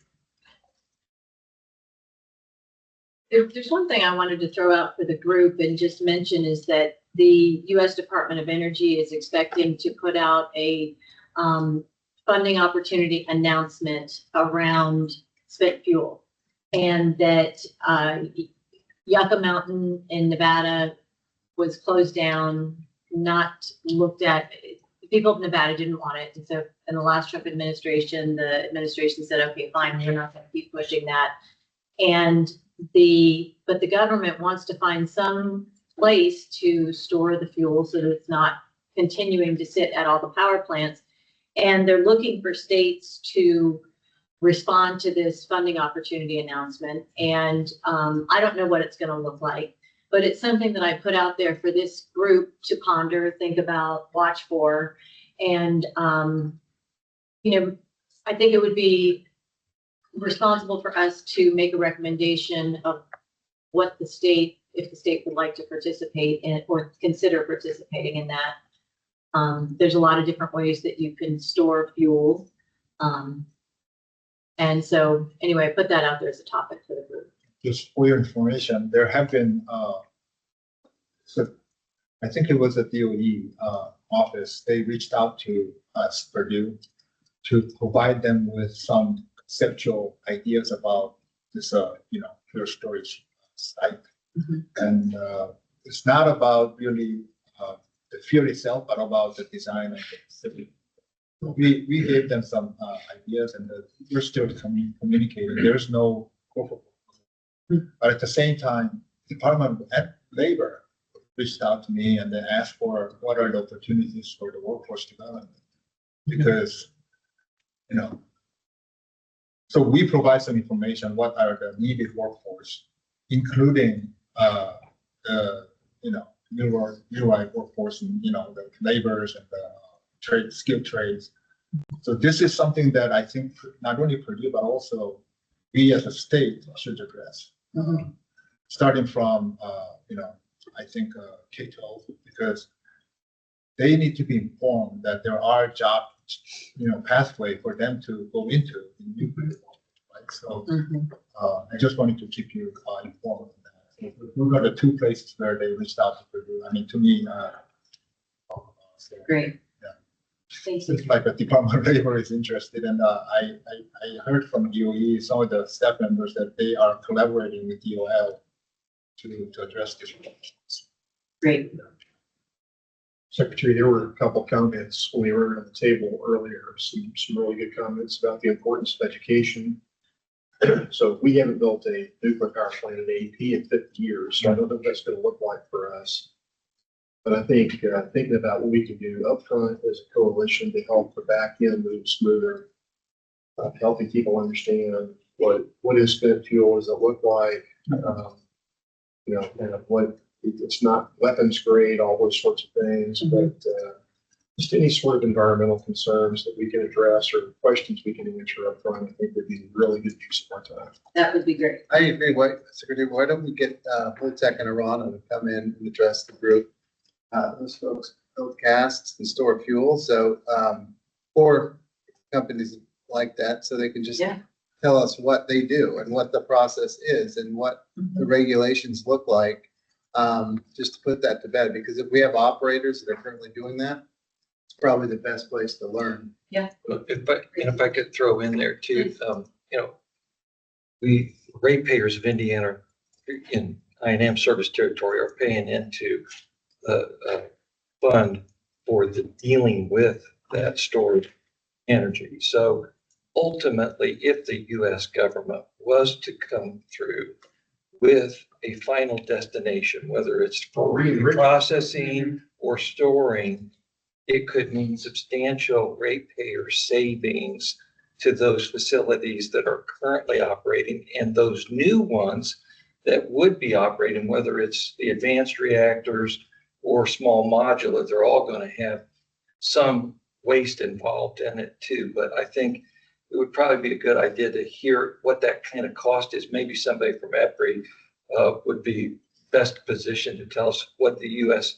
ratepayers is paying right now for those stored fuels, and if the national government would move forward to properly dispose of that or use it for reprocessing purposes in some way or another. Those initiatives would be very informative to this body, I think.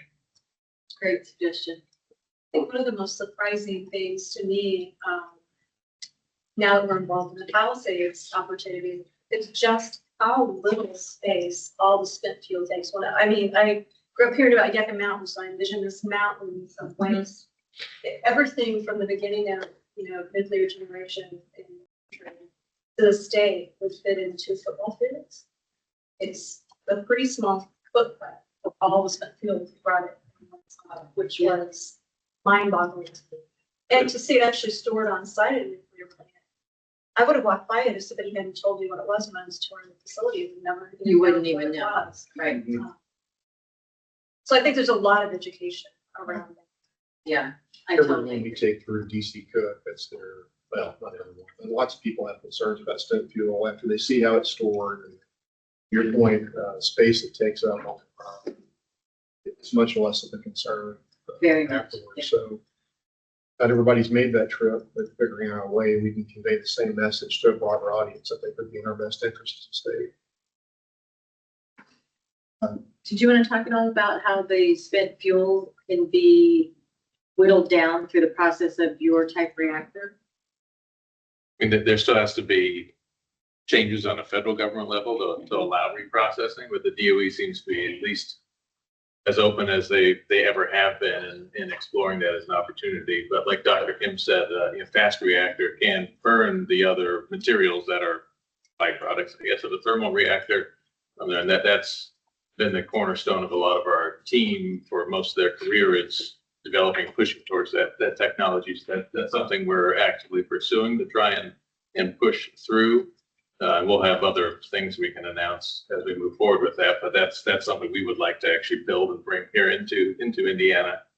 So if the state had the ability to push towards storage, well, that storage could be, or the material put in that storage could then be reprocessed or recycled into fuel for anywhere in the country or outside of the world even from there. But we're actively working with the DOE to try and make this stuff happen.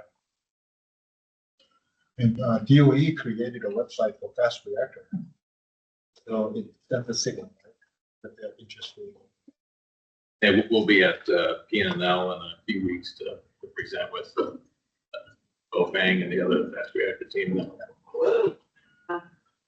And as for the education piece, currently Purdue has a DOE grant that can allow us to host a summer camp for high school teachers.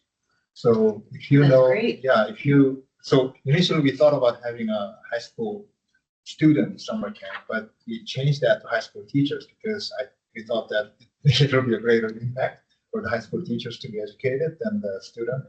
So we hosted that this year, and then we are continuing to do next year and the following years. So if you know a commissioner or superintendent,